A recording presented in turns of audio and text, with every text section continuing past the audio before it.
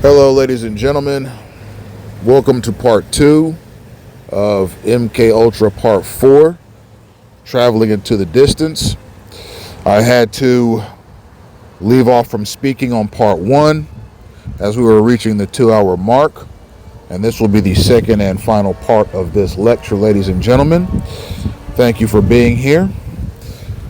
These next documents I'm going to read from are a series of memorandums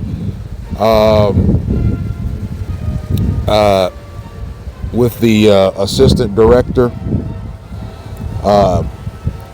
and these memorandums are sent to the DCI, or the Director of Central Intelligence, and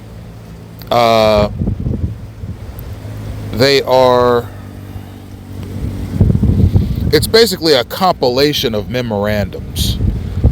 I will tell you who each memorandum is from and to as I progress in the lecture.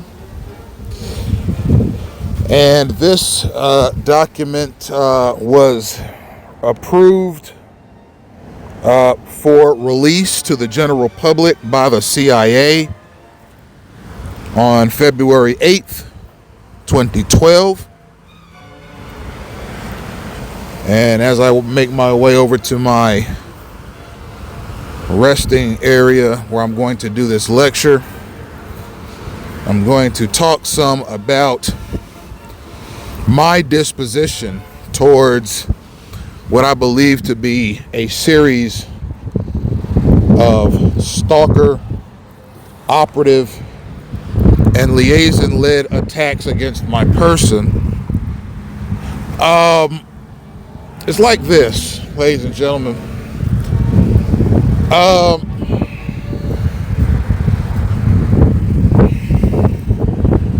I get this attitude from these liaisons, operatives, and stalkers, particularly over the last 48 hours, that says to me, you be nice to us, we'll be nice to you, Smith. And to that I say this: I can't be nice to a person who is a stranger that took a signal to my exact location. Be it a grocery store, be it a bus, be it a park, be it a library, be it a shopping mall, be it a restaurant, be it anywhere. You take a signal from a third party, a signal that I'm not supposed to be able to detect, and that signal guides you to where I am. You bring your stalker self within 3 to 6 feet of me just so you can see me up close, just so you can pester me with your germ flinging or whatever it is you stalkers are doing these days, just so you can crowd my space and make me uncomfortable. Okay, some other knucklehead signaled you to me so you could do that, and you complied. Okay, I don't care if you are a run-of-the-mill stalker. I don't care if you're an undercover operative working for a private or governmental component. I don't care if you're a liaison, somebody that's sort of on the back end of things in gang stalking, and you are simply starting the action and creating the first signaling movements so that other stalkers in our immediate vicinity know that I'm the target. Okay? You do that, and you encourage others to do the same, and I'm supposed to talk nice to you. These are my civil rights being violated, not yours, stalker. These are my constitutional rights being violated, This is the negation of my inalienable rights, and you use state resources to perpetrate that thuggery against a sovereign U.S. citizen that you don't know. No, the opposite will occur here. Okay? You will be nice to me, and I will in turn be nice to you. If you undercovers, you liaisons, and you stalkers continue to act like mindless jerks,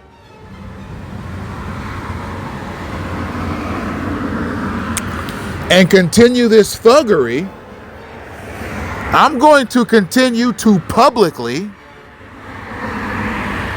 and occupationally dismantle you as men, as citizens, and as employees of the state. Okay? You stand to be the reason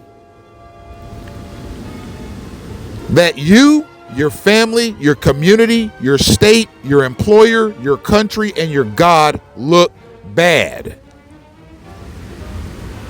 You know why I say that? Because a lot of these stalkers I'm seeing identify as Christian, and that's obvious. You understand? Are you really going to be the kind of person to go to church on Sunday, and then the very next day you're taking signals from people to targeted persons that you are supposed to pester, harass, attack, or just annoy? You dare to shame your creator that way? And to my non-religious stalkers, you shame your parents the way you act.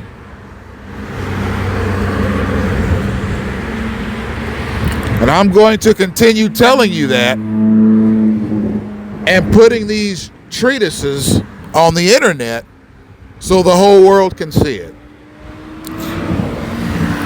Thank you for listening, ladies and gentlemen. I had to certainly put that out there because I know that a lot of my stalkers listen to this very program. And they will hear this, and they'll know just exactly why, ladies and gentlemen, I have such a contentious relationship with my stalkers, particularly a lot of the undercovers I've been seeing recently. You know, ladies and gentlemen, I'm not in the business of blowing people's cover if they are an undercover operative of some kind. Okay? Part of their job is to keep their cover so that surrounding persons don't know they're undercover operatives. But, ladies and gentlemen, I'll admit I have blown a few covers of these undercovers, and I've done it publicly so that people around could see that I know that they're undercover operatives of some kind. Like I say, ladies and gentlemen,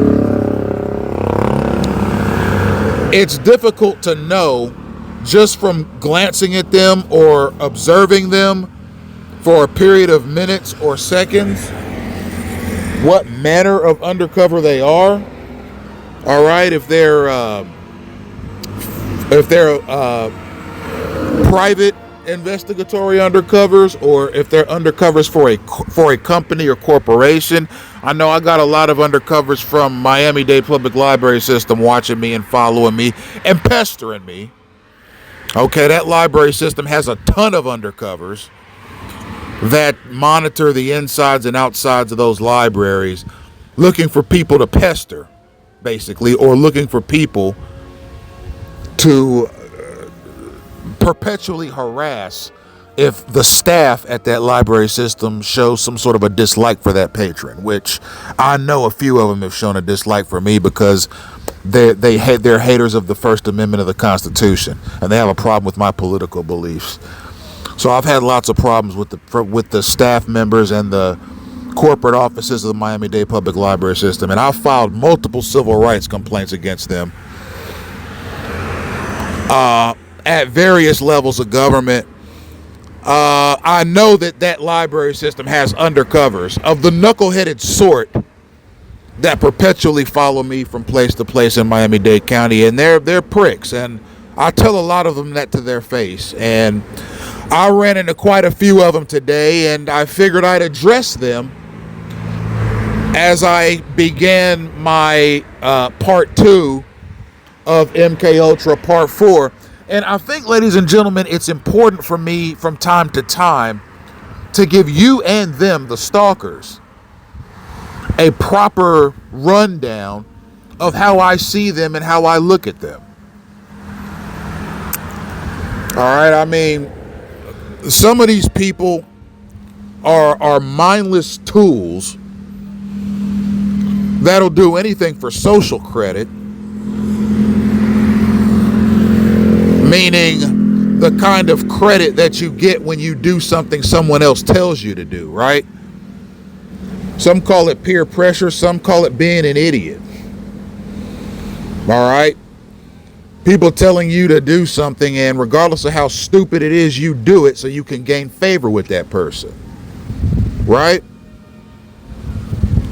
And then when you do it and you gain their favor, now you feel good about yourself. Okay, that's part of what gang stalking is about. A lot of the people that practice this stuff out in the open against people, and even in institutions and companies, they're looking to gain favor with somebody else, okay? What kind of a man, a free-thinking man, looks for a signal being given to him by somebody else and then obeys it like a lap dog or something? You see? You got guys, I mean, men, women, and juveniles, but mostly men as far as I can tell, down here in South Florida doing this gang stalking stuff.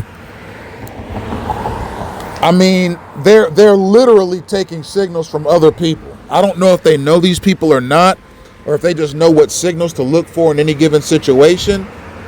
And these signals come in the way of verbal commands, physical gestures, various symbolic cues that Stalker A gives to Stalker B that gives him some semblance of how to pester the target, right? Imagine being a man, ladies and gentlemen, a full-grown man,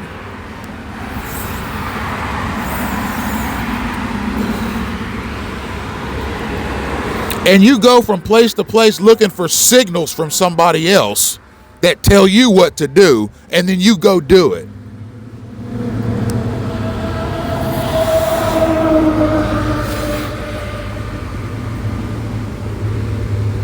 All right, talk about obedient.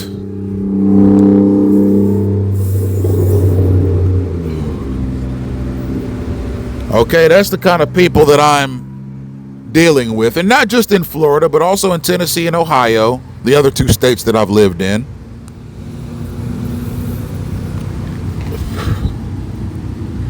Over my 40 years on this earth.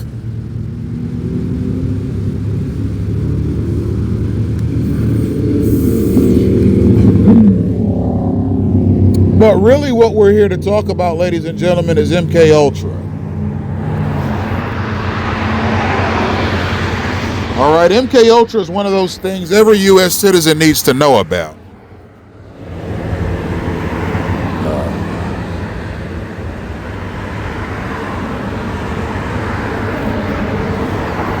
So, ladies and gentlemen, without further ado, we'll get into it. Having listened to some of my other lectures, you'll know, ladies and gentlemen, that MK Ultra was a program that was conducted by the CIA and the Department of Defense in a human behavior experimentation protocol and a data collecting protocol. Okay, human behavior, the human mind, okay, human movements, human motivations, all of these things were being studied very heavily by the CIA. And the CIA wanted to see if putting people in various situations and scenarios would change their behavior. And to what degree, depending on the test subject. The thing about MK Ultra, ladies and gentlemen, is that a lot of the test subjects didn't know they were test subjects. And as their food and drinks were spiked with drugs by CIA agents and affiliates, and all these bizarre things started happening to and around them, some of these test subjects were in hospitals and had their lives extinguished from them by doctors who had been paid by the CIA to administer this drug or this test or that test.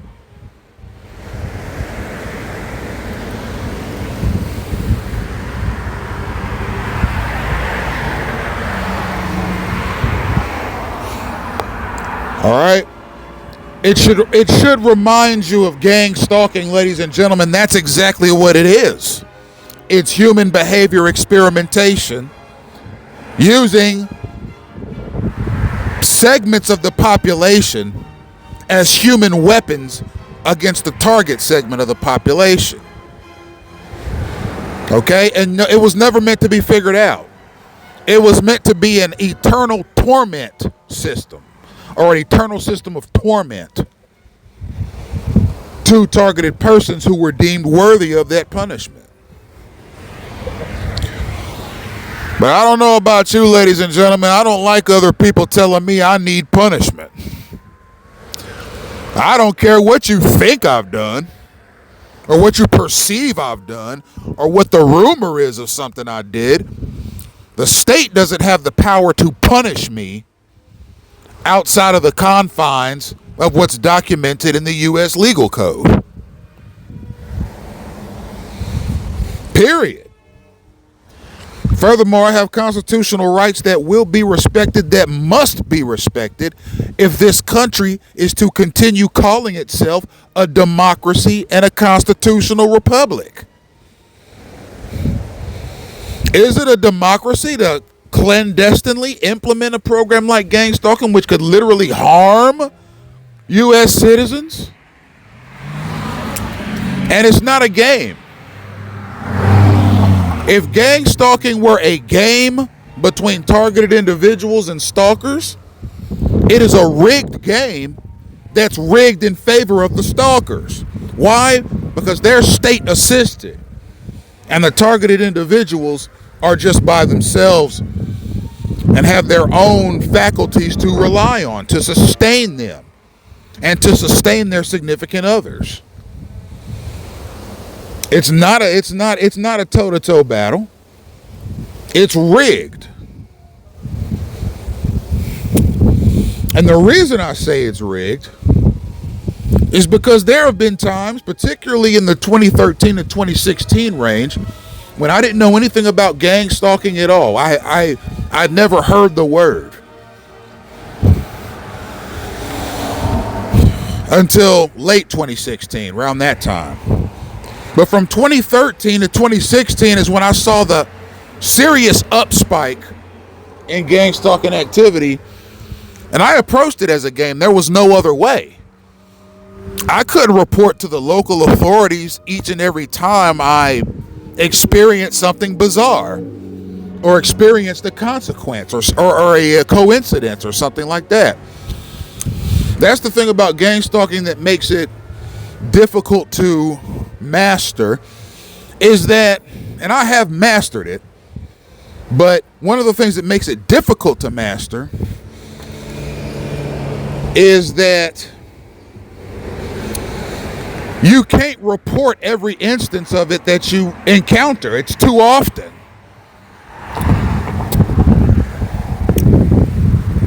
All you can do is document it for yourself, understand it, know it, avoid it the best you can, And or you can do as I've done and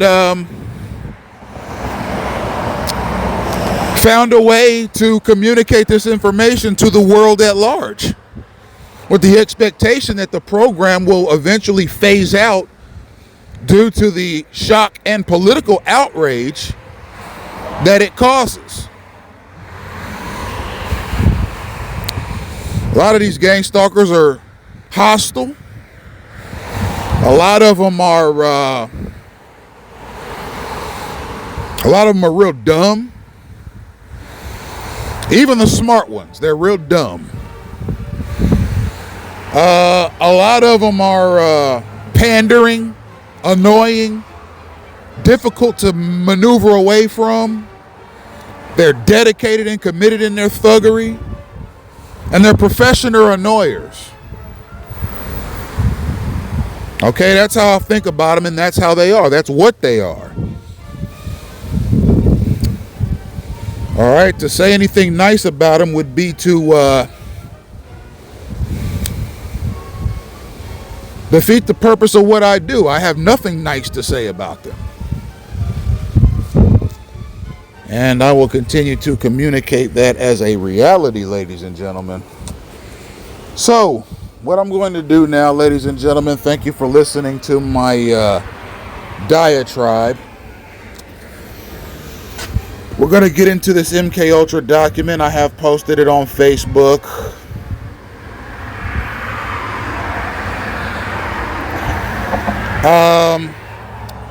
So you can grab these documents off my Facebook page so you can examine them for yourself as a supplement to my lectures. So, ladies and gentlemen, what we're going to do here is we're going to read through these memorandums.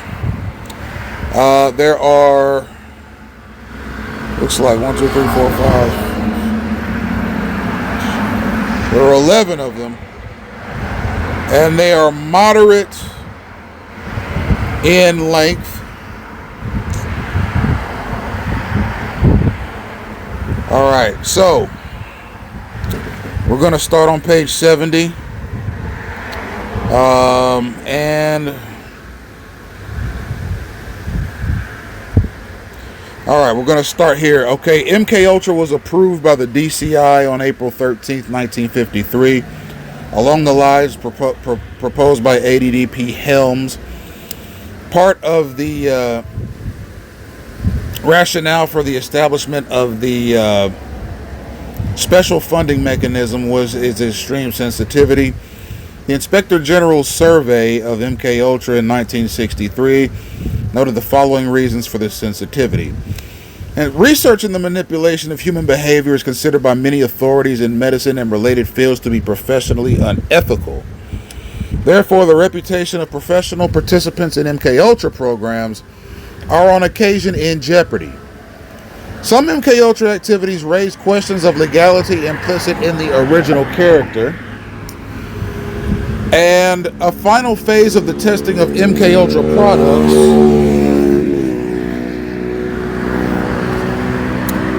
places the rights and interests of U.S. citizens in jeopardy. Public disclosure of some aspects of MK Ultra. Its activity could induce serious adverse reactions in U.S. public opinion, as well as stimulate offensive and defensive action in this field on the part of foreign intelligence services.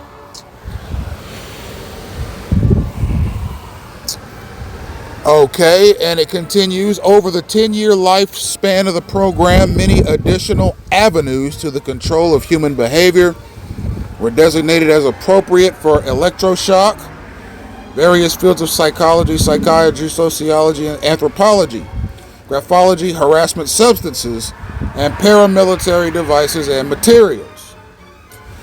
The research and development of materials is to be used for altering human behavior consisted of 3 phases. First, the search for materials suitable for study. Second, laboratory testing on voluntary human subjects in various types of institutions. Third, the application of MK Ultra materials in normal life settings. The search for suitable materials was conducted through standing arrangements with socialists in universities, pharmaceutical houses, hospitals, state and federal institutions, and private research organizations. So we're going to stop right there. That's the first half of that memorandum. Now what you'll see is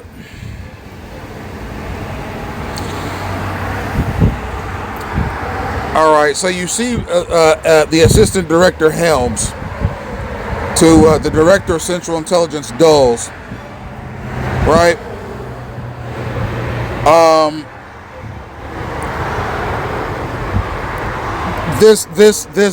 The memorandums between them is the philosophical basis for these future memorandums, basically. They're based on the memorandums between ADDP Helms and DCI Dulles. But you'll see here that the CIA, its heads, are essentially acknowledging the reality right here and now. Programs like MK Ultra and the kinds of protocols taken in this program are considered by the medical community and really society at large as unethical. Okay, it's being admitted right here and right now. Okay, by the decision makers of the CIA. They are in agreement with this. That is how this became an official memorandum. It doesn't go out as a memorandum unless it is approved at the highest levels of the CIA. Okay, this memorandum is the CIA heads saying, what we do in MK Ultra to people is seen as detestable by the public. So my question is this: all right, good, he's admitting it, because the program is crumbling because of bad press, victim statements,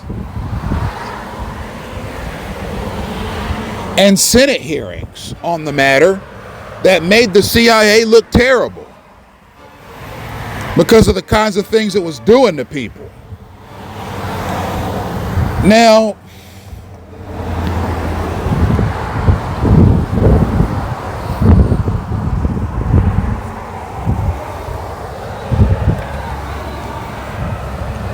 my question is this: I don't think that, okay, this is their first time admitting it, that what they do is detestable to general ideas of common sense.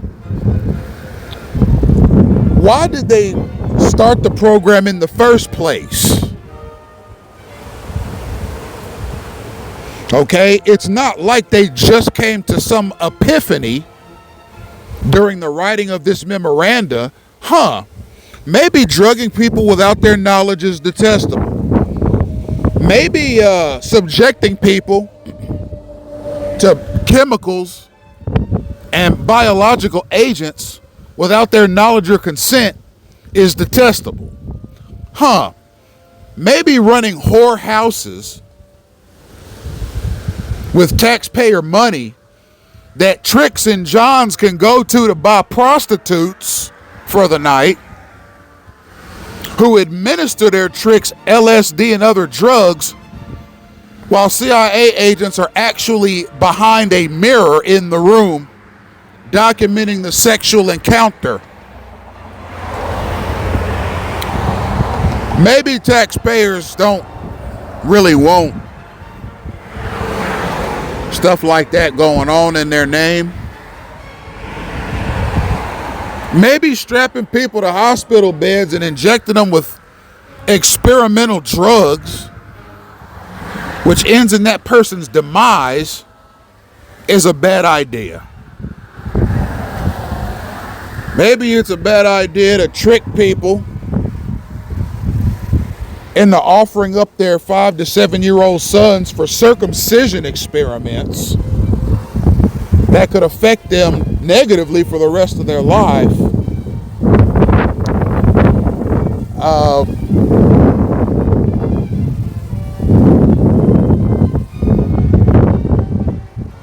Maybe it was a bad idea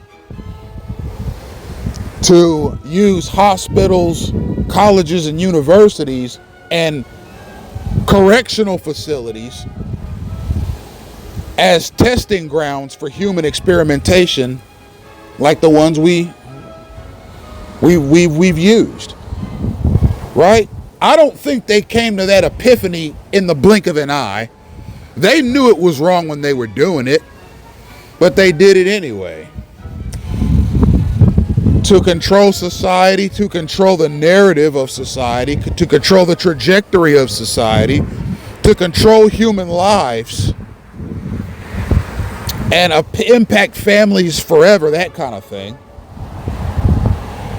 Furthermore, there was a business element. I wouldn't doubt that some of these MK Ultra architects got kickbacks for some of the funding projects that they bought during the administration of these various experiments.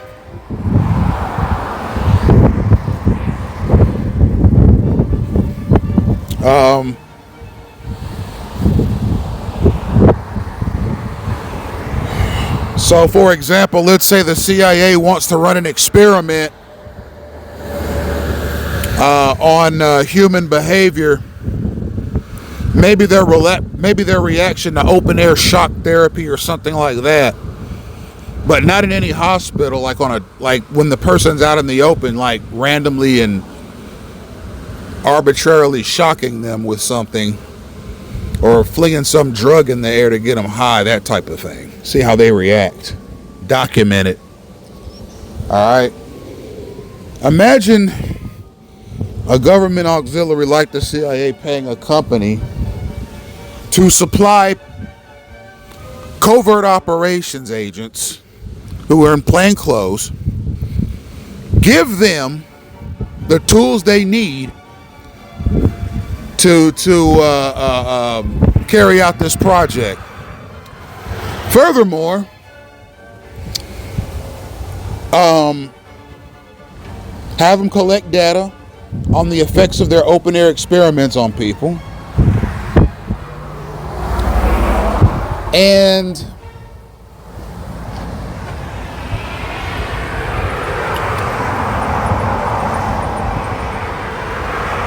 make sure you do 10 test subjects a day.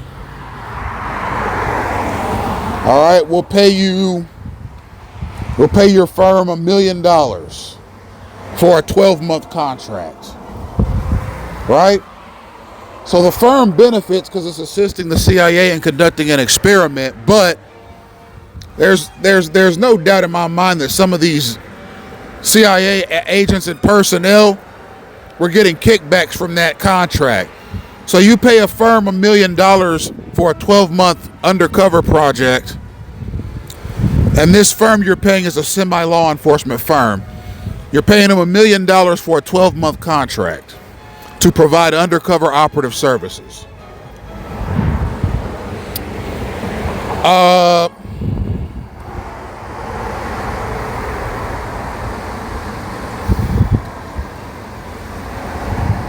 right, me as the architect of that business deal, I work for the CIA, you kick me back $200,000 of that. So you take $1 million out of the public trust, pay a firm for undercover operative services,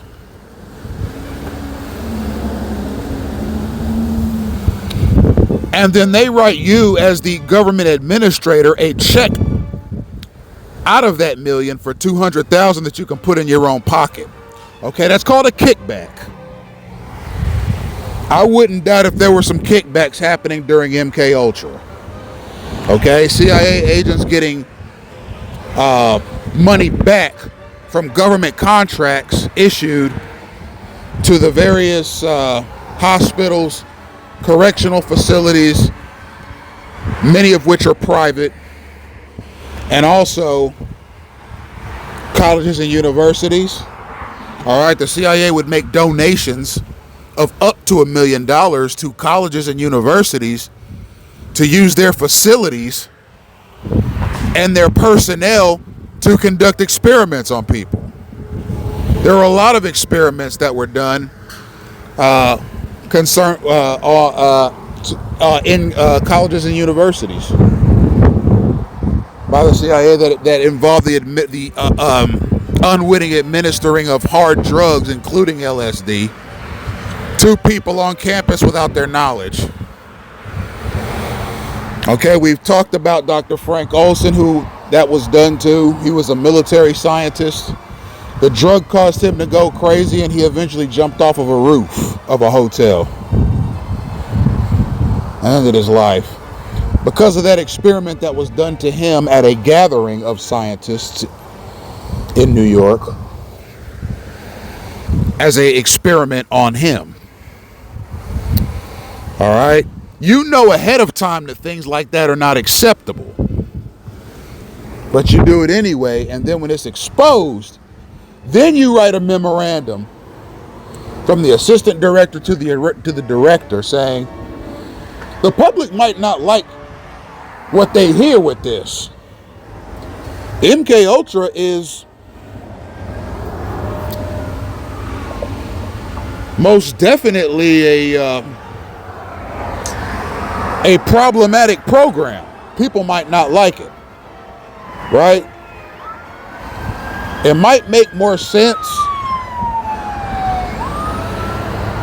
not to do it in the first place.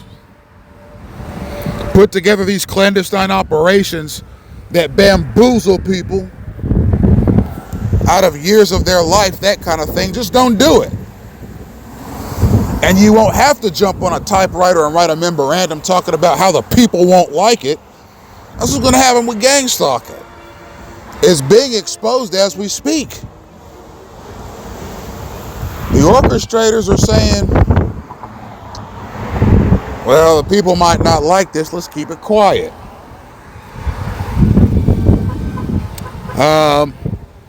Don't do it in the first place. You idiot. Don't do it. And yeah, I'm calling you an idiot. The orchestrators of this program, it's not beneficial to society. Because when it's exposed, and of course somebody was going to figure it out, particularly one of your targets, and put it into words for the whole world to hear. And then it was going to make you look bad, your country look bad. Why risk that in the first place? Just follow the Constitution, be innovative, be energetic, be sane, and be enterprising. And with these faculties, your status will grow, your prestige will grow, your security will grow, society will grow, and your country will grow. Why put something like gang stalking on the American people in the first place? So it could be exposed and make this country look bad. Why put MK Ultra on the American people in the first place, ladies and gentlemen? So that it can be exposed and make the country look bad. Okay? I pull these examples from the lessons of MK Ultra because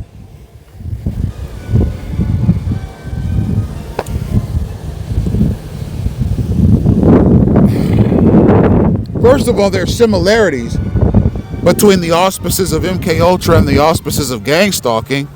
And secondly,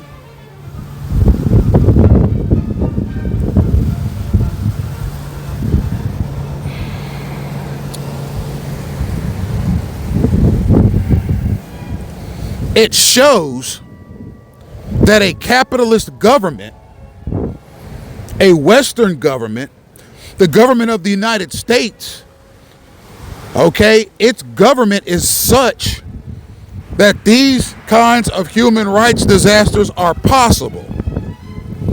It doesn't mean America can't get better. It can get better. It should get better, right? Because every country learns from their mistakes. So we hope the United States gets better. We hope its legal system, its political system, its national security system gets better.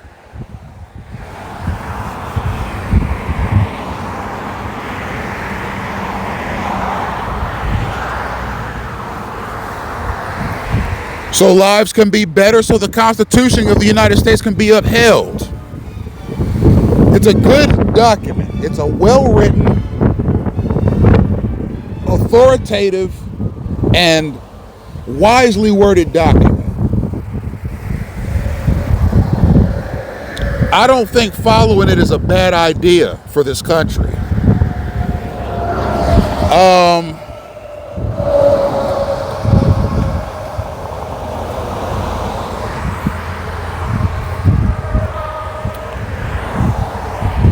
These lectures are to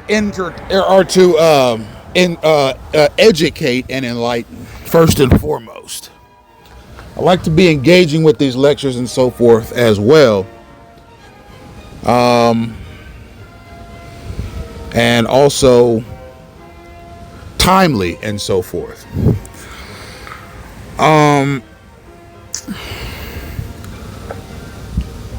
I think it's beneficial and necessary to bring a philosophy.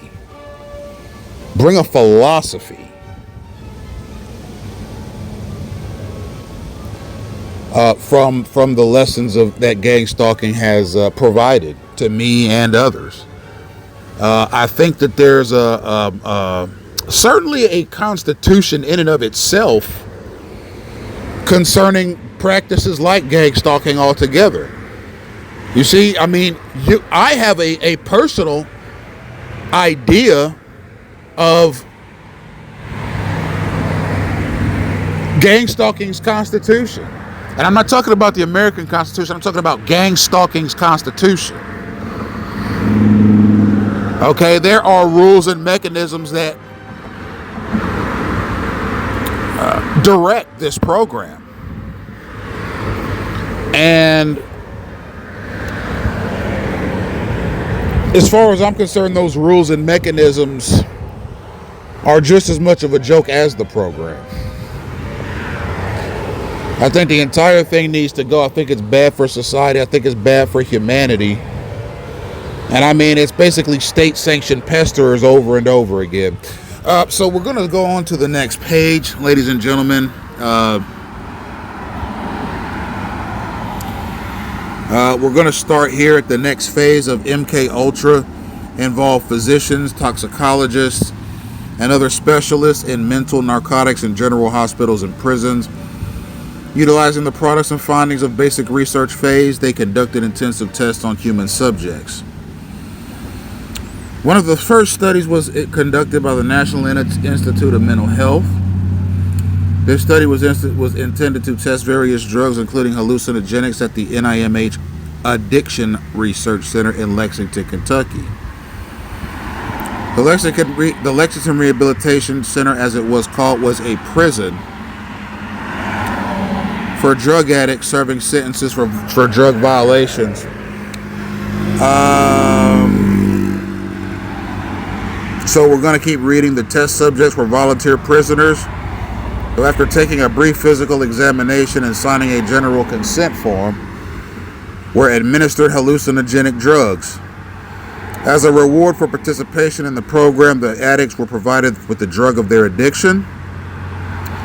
LSD was one of the materials used in the MK Ultra program. The final phase of LSD testing involved surreptitious administration to unwitting non-volunteer subjects in normal life settings by the undercover operatives of the Bureau of Narcotics acting for the CIA. The rationale for such testing was that testing of materials under accepted scientific protocols fails to disclose the full pattern of reactions and attributions that may occur in operational situations. According to the CIA, the advantage of the relationship with the Bureau was that test subjects could be sought and cultivated within the setting of narcotics control. Some subjects have been informers or members of suspect criminal elements for whom the Bureau of Narcotics has obtained results of operational value through the tests. On the other hand, the effectiveness of the substances on individuals at all social levels, high and low, Native American and foreign, is of great significance, and testing has been performed on a variety of individuals within these categories. A special procedure designated MK Delta was established to govern the use of MK Ultra materials abroad. Such materials were used on a number of occasions because MK Ultra records were destroyed. It is impossible to reconstruct the operational use of MK Ultra materials by the CIA overseas. It has been determined that the use of these materials abroad began in 1953 and possibly as early as 1950. Drugs were used as primarily an aid to interrogations, but MK Delta and MK Ultra materials were also used for harassment, discrediting, or disabling persons. According to the Inspector General Survey of the Technical Services Division of the CIA in 1957, an inspection which did not discover the MK Ultra project involving the surreptitious administration of LSD. We're going to stop there. So what we see, ladies and gentlemen, and mind you, before we get into the heart of what we just read, it's like this.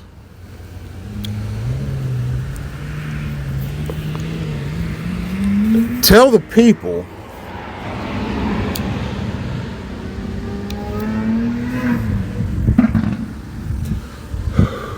what the consequences of a project like this could be. We're talking MK Ultra here. Before you let it damage society. Okay?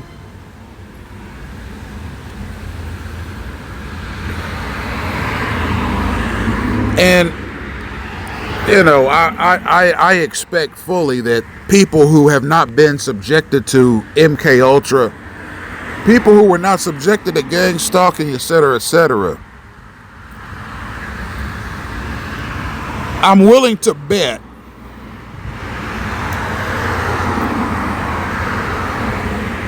that there are some people who say, well, it's not affecting me, so we'll just have to wait until then. That's, in my opinion, a fairly normal reaction. But also a normal reaction would be, this doesn't seem right. I think it needs to be investigated.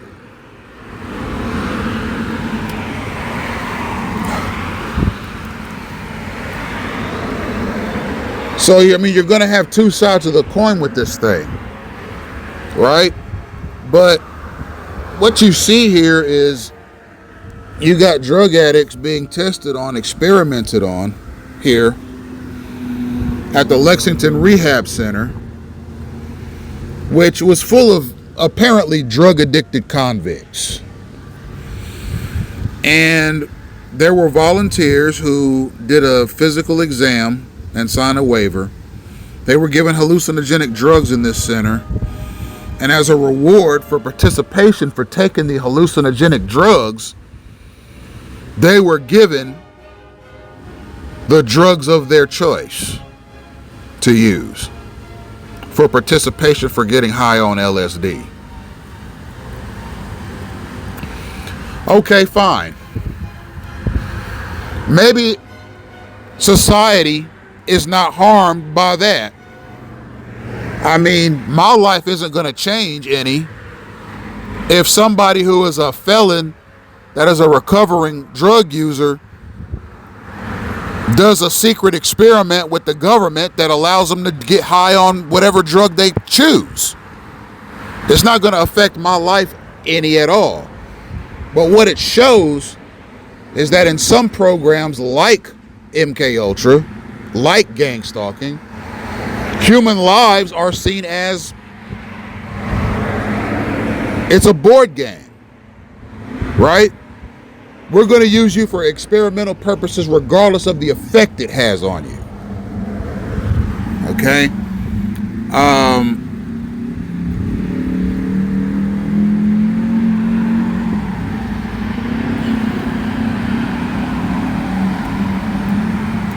So essentially, we see these projects, and we see where MK Delta was established to govern the use of MK Ultra materials.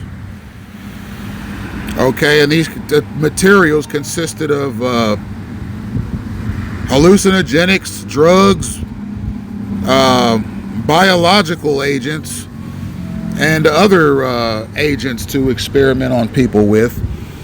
And like I say, I mean, rehab centers, prisons, hospitals, psychiatric wards, especially, colleges and universities, workplaces, these were all sort of playing fields for the use of these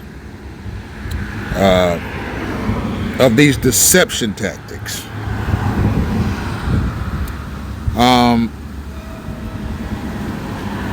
So we're going to skip down some.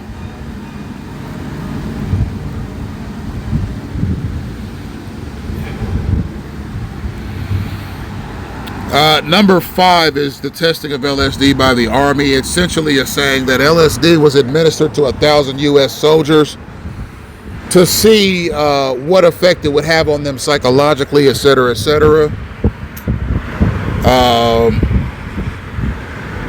It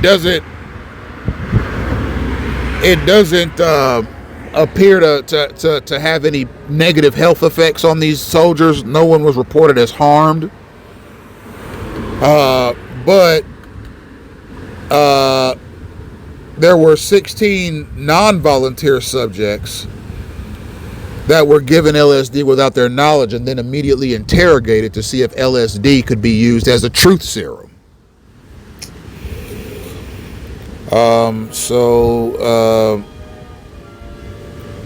We'll go to B, CIA drug testing programs. The rationale for testing programs, number 1, it says the late 40s and early 1950s were marked by concern over the threat posed by the activities of the Soviet Union, the People's Republic of China, and other communist bloc countries. United States concern over the use of chemical and biological agents by these powers was acute. The belief that hostile powers had used chemical and biological agents in interrogations, brainwashing, and attacks designated to harass, disable, or kill Allied personnel created considerable pressure for a defensive program to investigate chemical and biological agents so that the intelligence community could understand the mechanisms by which these substances worked and how their effects could be defeated. Of particular concern was the drug LSD. The CIA had received reports that the Soviet Union was engaged in an intensive efforts to produce LSD, and that the Soviet Union had attempted to purchase the world's supply of the chemical. As one CIA officer who was deeply involved in work with this drug described the climate of the times, it is awfully hard in this day and age to reproduce how frightening all of this was to us at the time, particularly after the drug scene has become widespread and as knowledgeable in this country as it did. We were literally terrified because this was one material that we had been able to locate that really had potential fantastic possibilities if used wrongly. So I'm going to stop right there, ladies and gentlemen. I'm kind of right by the beach, so you might hear some background noise that includes wind or vehicles. So I'll be as loud as possible while still coherent. So what we're seeing here is we're seeing the CIA offering an explanation as to why they started MK Ultra in the first place. And their rationale is that in the 1940s and 50s, as countries like Russia and China and other communist countries gained in power, resources, wealth, military might, economic foundation, popular unity, that the United States would be in danger because of conflicting political ideas, right? I mean, this was just after World War II. Now, China and Russia were not necessarily enemies of the U.S. in World War II. As a matter of fact, the U.S. and Russia had a common enemy in Adolf Hitler's Nazi Germany. The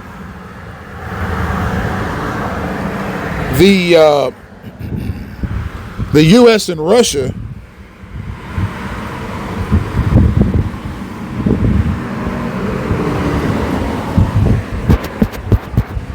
I'm sorry, ladies and gentlemen, I dropped the ash on my sweater. And it burned a small hole in the sweater and burned me. My apologies.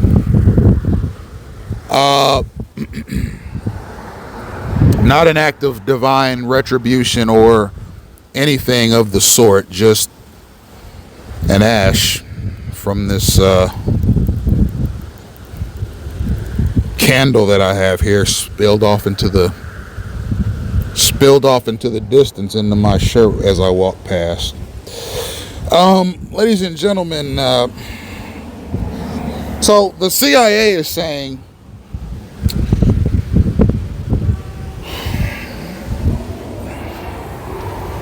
we're going to start using biological weapons, basically weapons that are of an unorthodox nature, weapons that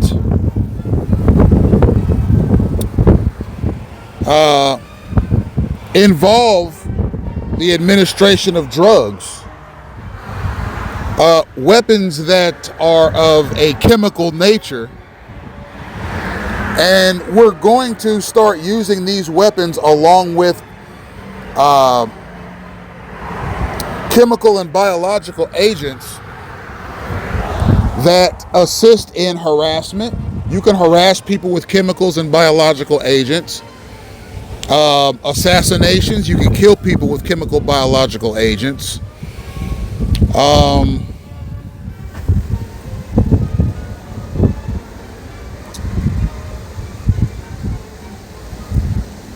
And you could do interrogations to see if they're a truth serum. You can brainwash people with biological agents. All of these things. You can test these biological agents out on people to see if they have any value to the national security mechanism in this country. Okay, the CIA was already aware that Russia, who it considered an enemy post-World War II, even though they were not exactly enemies during World War II.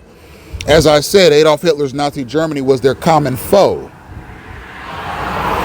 And when Russia beat Germany on the Eastern Front, the United States' interests were assisted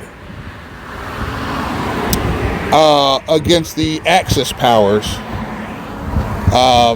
of Germany, Japan, and Italy. So, but it turned out after the war, America and Russia, there was a big rift between the two. Even though they had a common foe during the war, after the war, America and Russia,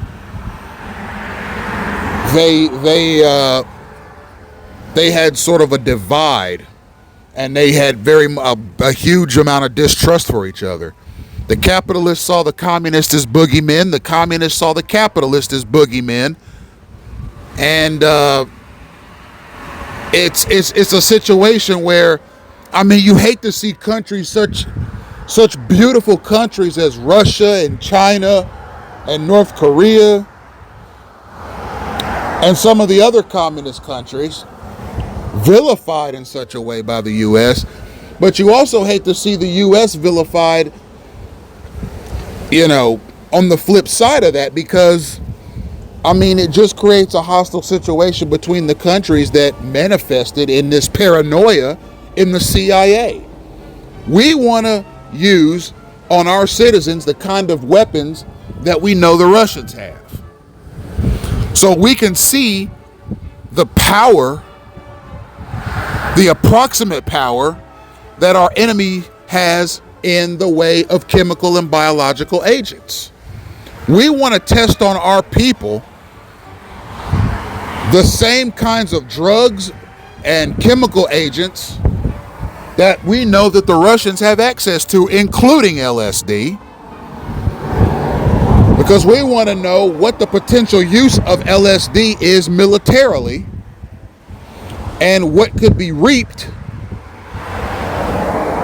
by the Eastern Europeans and the communists in the way of military might with these chemicals. So we're going to attain these chemicals, we're going to use these chemicals, we're going to utilize a program to where as much of these chemicals are tested on people as possible, and we're going to use a combination of volunteers and unwitting subjects in a variety of playing fields or locations or institutions, so as to gain a full knowledge of the power that's harnessed by these biological and chemical agents. So that was the reasoning behind the implementation of MK Ultra. Okay, and when it was implemented, they went right to work. It was an enterprise. It was a 20-year enterprise in human experimentation and human behavior modification using stage scenarios, biological agents, and chemical agents, which included hard drugs and hallucinogenics.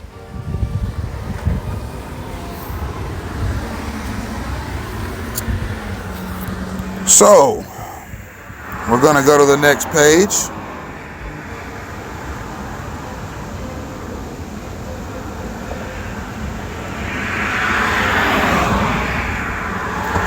I think we've already covered page 73. We're going to go to 74.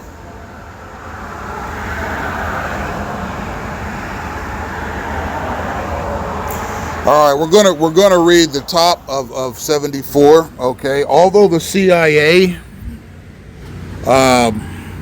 recognized the effects of LSD to unwitting individuals in the United States, the project continued. As the Deputy Director for Plans, which is the ADDP, Richard Helms, wrote the Deputy Director of Central Intelligence during discussions which led to the cessation of unwitting testing. So this is ADDP Helms talking. While I share your uneasiness and distaste for my program, which tends to intrude upon an individual's private and legal prerogatives, I believe it is necessary that the agency maintain a central role in that activity, keep current on enemy capabilities, the manipulation of human behavior, and maintain an offensive capacity.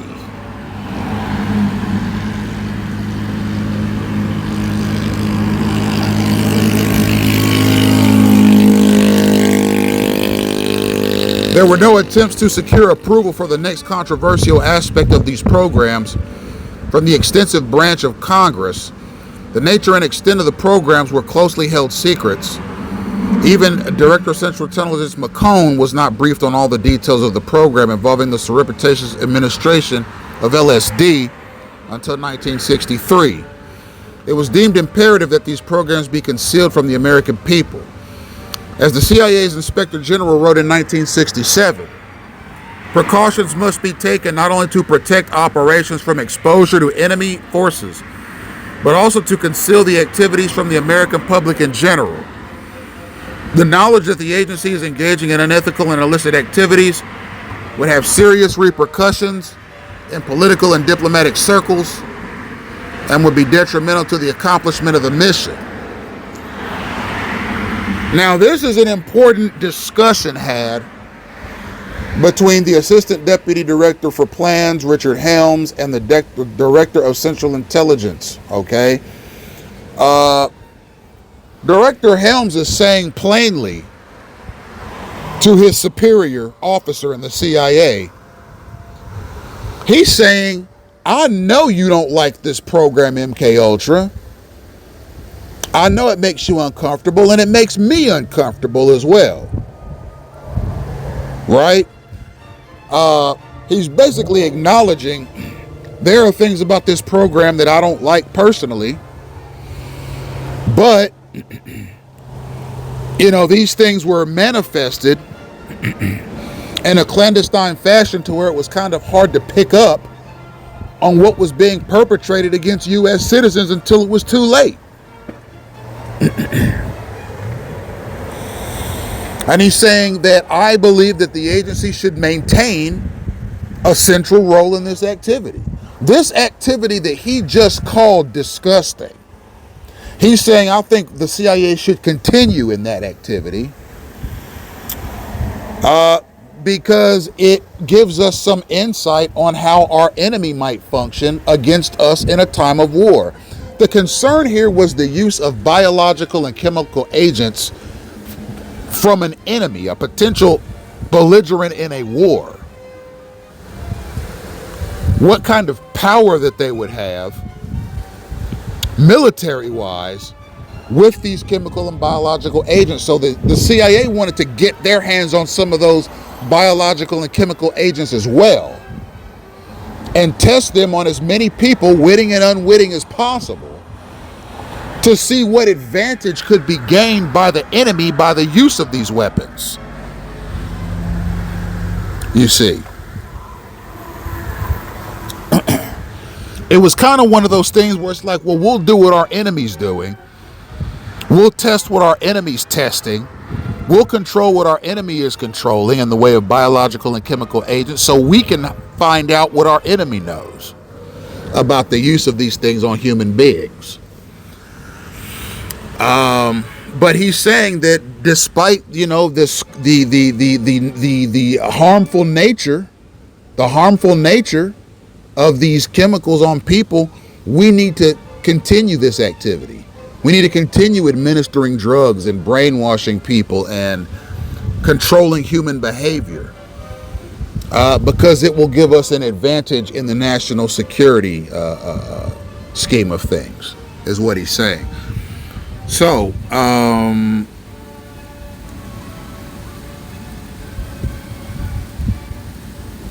the CIA's director, the Inspector General, wrote that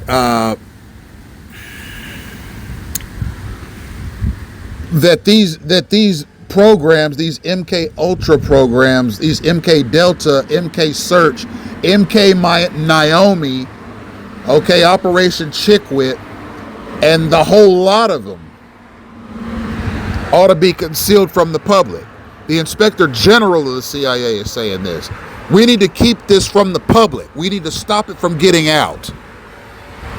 Right? Presumably because he thinks it would reduce patriotism and cause a morale shift for the country. All right. So the next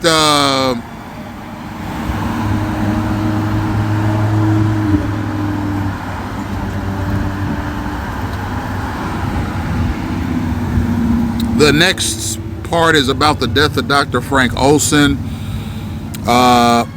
Frank Olson was a very well-respected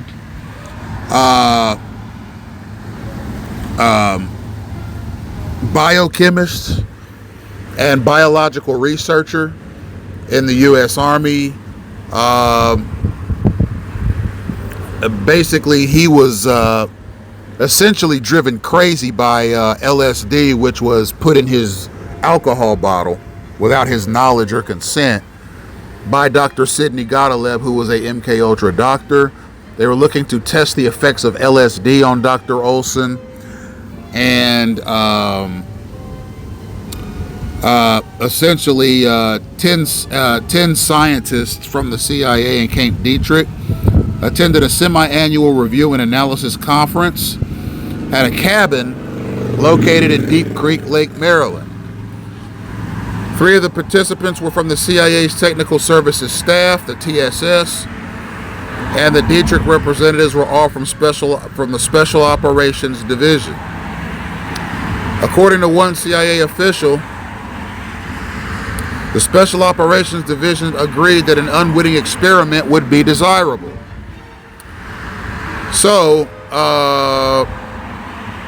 essentially, Dr. Olson was chosen as the test subject, and he was administered LSD by Dr. Godaleb, and apparently Olson's health immediately began to suffer, and his mental capacity, his mental health, even his brain started malfunctioning and slowly deteriorating because of this unwitting dose of LSD that was put in his drink. And eventually he was seeking treatment in a hotel in New York. And the LSD drove him over the edge, and he jumped out of a 10th-story window to his demise, leaving behind a wife and 3 children. And I mean, that's the general gist of the story of Dr. Frank Olson. This manifesto, this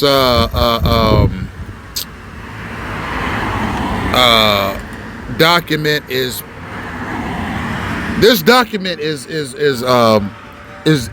a very detailed resource for the passing of Mr. Olson. And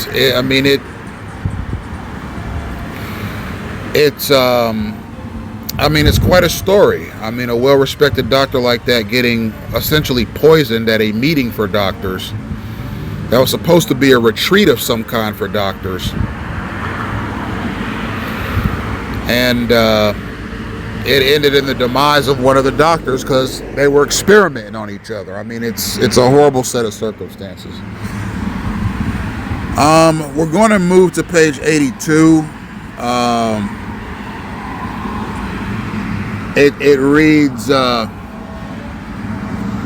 in another memo to the Director of Central Intelligence in June of 1964, ADDP Helms again raised the issue of unwitting testing.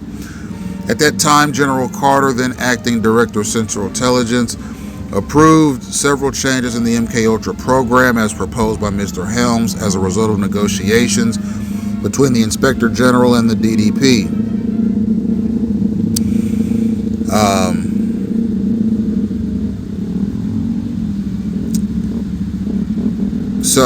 In a handwritten note, however, Director Carter added that unwitting testing will be will be subject to a separate decision.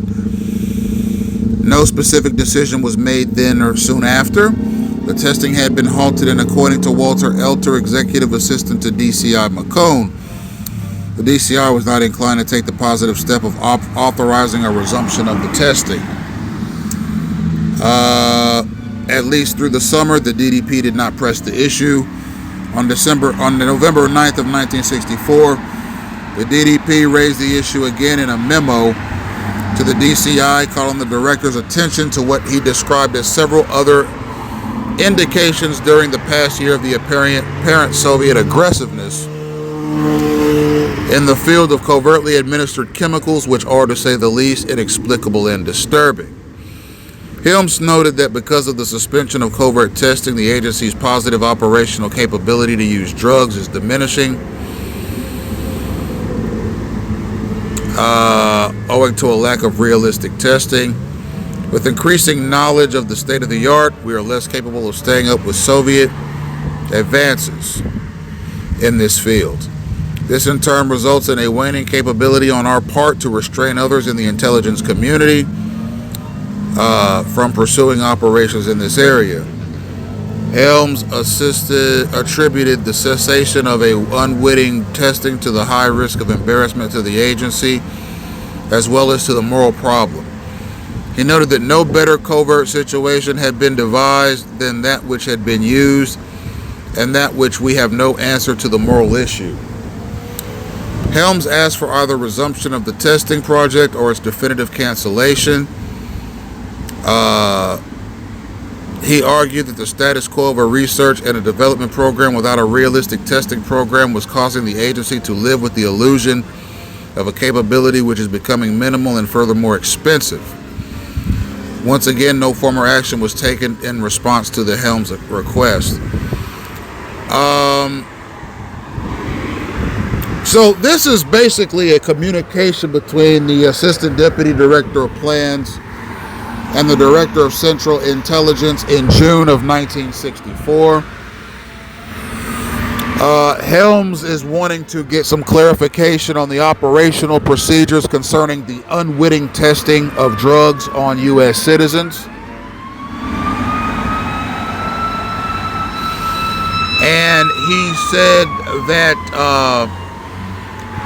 the director of the CIA said that unwitting experiments are something that we will be looking into at another time and in a separate decision, because at this point in time there was a lot of contact between Frank Olson's family, the President of the United States, and the director of the CIA. I mean, the situation with Olson was a turning point in the CIA's administration of LSD and other drugs to unwitting participants. They were able to see clearly and decisively with the demise of Dr. Olson that the unwitting testing of drugs on people, particularly hallucinogenic drugs, could be fatal. And Helms is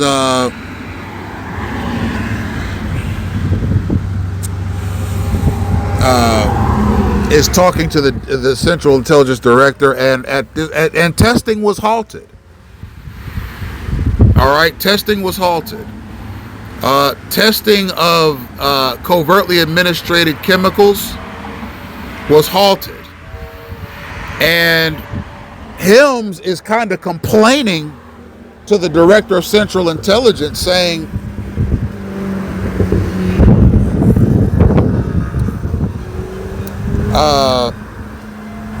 it was obviously the Director of Central Intelligence that stopped the testing of unwitting subjects. But much of the testing of LSD and other drugs on people altogether was halted. And Helms is complaining, saying we're losing time, we're losing data, and the Soviets are doing similar tests on their population, and they're gaining more knowledge of these biological agents and these chemical agents than we are.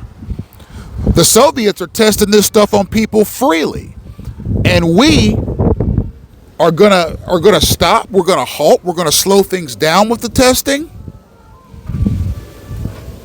Why? Now our Soviet competitors are gonna learn more about how this stuff affects the human brain than we are. You see, so Helms wanted to push the gas pedal on this program, not hit the brakes. You see, so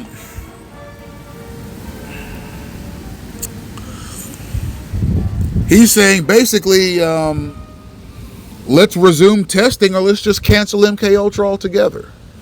You see?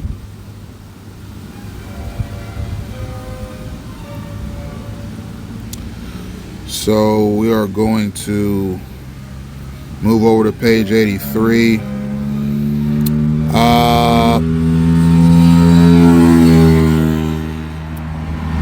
Monitoring and control of the testing and use of chemical and biological agents of the CIA. And what I might do is we'll make this part 2 after I finish this page, and we'll do part 3 of this program tomorrow. So we're going to read part 4, do an analysis, and then we're going to close the lecture. Monitoring and control of the testing of use of chemical and biological agents by the CIA. The Select Committee found numerous failures in the monitoring and control of the testing and use of chemical and biological agents within the CIA. An analysis of the failures can be divided into 4 sections. The waiver of normal regulations and requirements, the problems in authorization procedures, the failure of internal review mechanisms such as the Office of the General Counsel and the Inspector General and the audit staff, and effective compartmentation and competition in the CIA. And then the next section, Part A, says the waiver of administrative controls. The internal controls within the agency rest on clear and coherent regulations, clear lines of authority, and clear rewards for those who conduct themselves in accord with agency regulations, and understandable and immediate sanctions against those who do not. In the case of the testing and use of chemical and biological agents, normal CIA administrative controls were waived. The destruction of the documents on the largest CIA program in the area constituted a prominent example of the waiver of normal agency procedures by the director. These documents were destroyed in early 1973 at the order of then DCI Richard Helms. According to Dr. Helms, Dr. Sidney Godaleb, then director of TSD, came to him, this is Helms talking, and said that he was retiring and that I was retiring and that he thought it would be a good idea if these files were destroyed. And I also believe that part of the reason for our thinking was this was advisable was there had been relationships with outsiders and government agencies and other organizations, and that these things would be sensitive in this kind of a thing, but that since the program was over and finished and done with, we thought we would just get rid of the files. We're going to stop there. This is an interesting section. So the Senate Select Committee did an investigation and found that there were operational failures in the CIA's administration of MKUltra. And it divided these failures into 4 parts: A, B, C, and D. The waiver of normal regulations or requirements suggests that there was poor oversight over the program to begin with, and that the people administrating the experiments were too autonomous in their operation.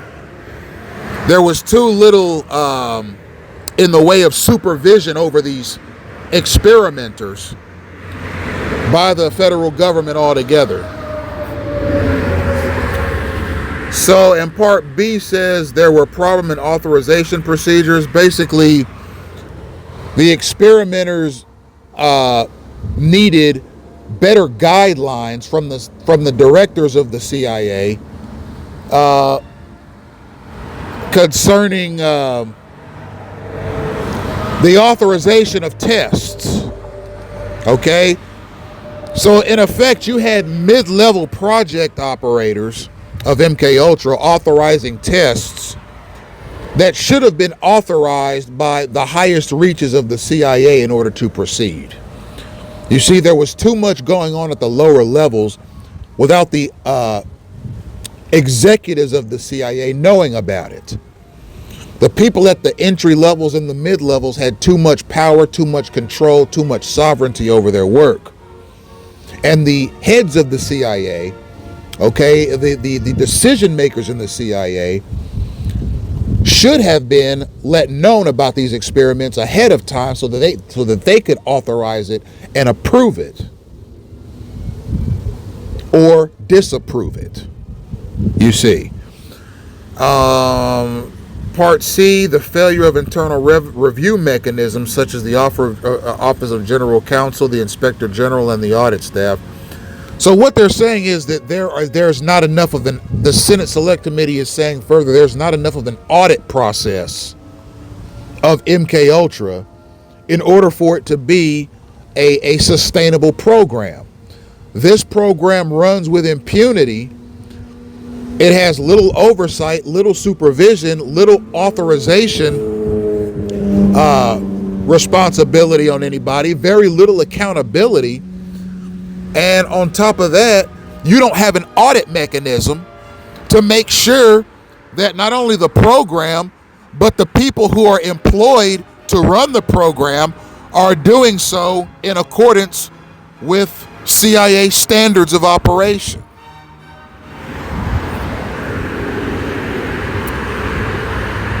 Um,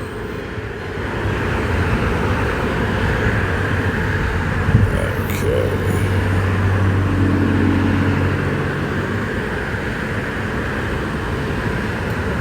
All right, and then D is the effective compartmentation and competition within the CIA.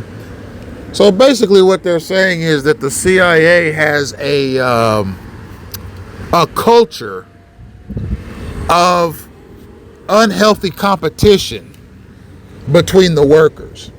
Okay, and furthermore, there are so many compartments, subcompartments, units and subunits, departments and subdepartments in the CIA that it's become over compartmentalized, and you have too many different people working in too many different compartments of the CIA.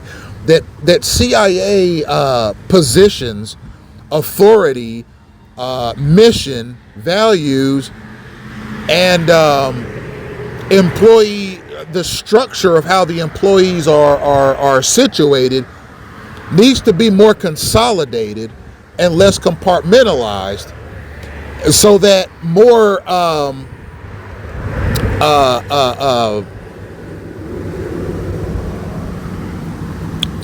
people in the CIA who are staff members of the CIA have a better idea of what the next person is doing.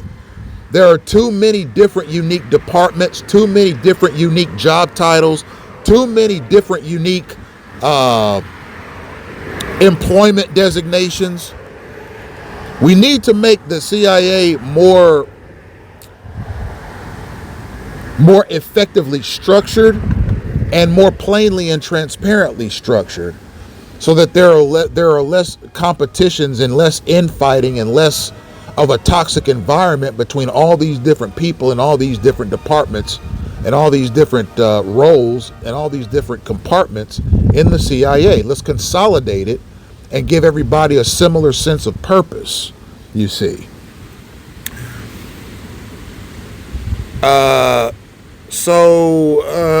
Essentially, there's the waiver of administrative controls too. The internal controls within an agency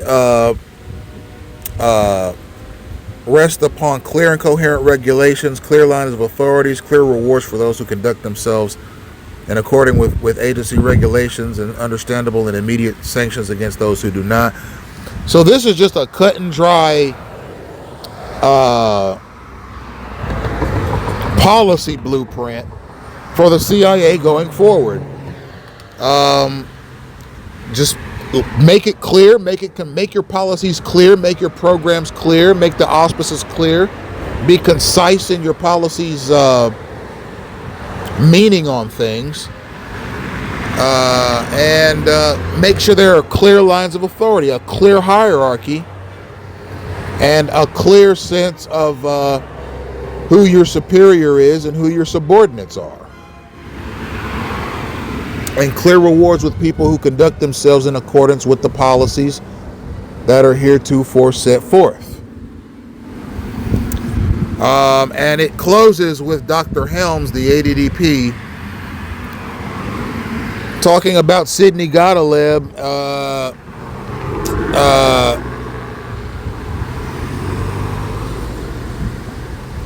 who I guess in 1973, and mind you, this is Dr. Sidney Godoleb. This is the doctor that killed Dr. Frank Olson by spiking his drink with LSD at an experiment for MK Ultra. This Dr. Sidney Godoleb, he's retiring. And he told the assistant deputy director of plans, which is a high-ranking executive position in the CIA, that is maybe 2 or 3 places removed from the director himself. The assistant deputy director of plans is basically a he's an operations manager.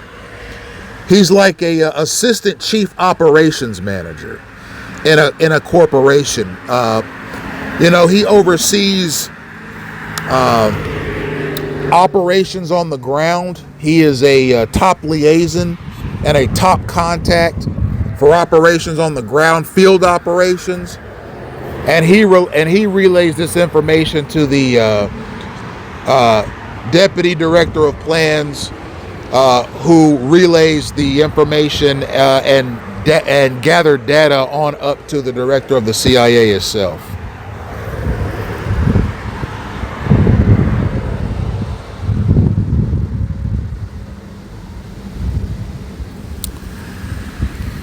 And apparently, Dr. Sidney Godaleb is basically saying he wants to destroy these documents that he found concerning MK Ultra and some of its experiments.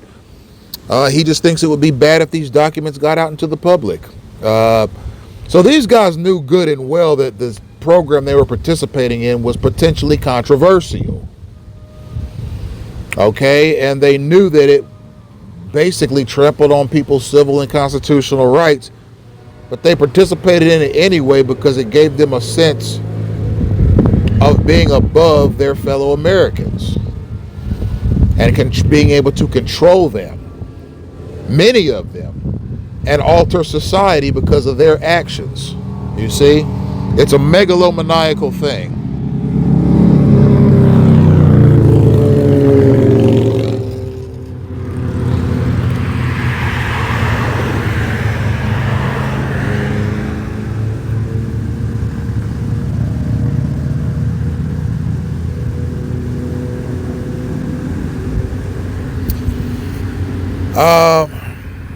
And essentially, he acknowledged that there were government outsiders and outside government agencies that have come in contact with the program and have some knowledge of it. And they don't want that information to get out into the public. They want this program to remain as secretive as possible right now, even though quite a bit of it is already spilled out into the public sphere.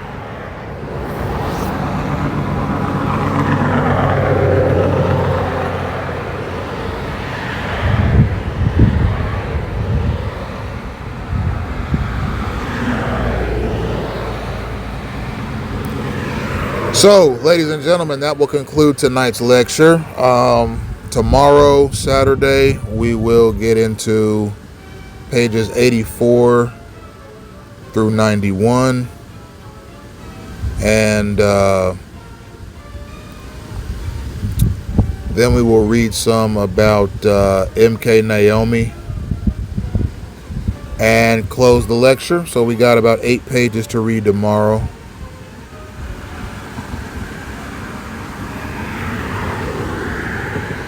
Yeah, 84 to 91, and then MK Naomi. Thank you for tuning in, ladies and gentlemen.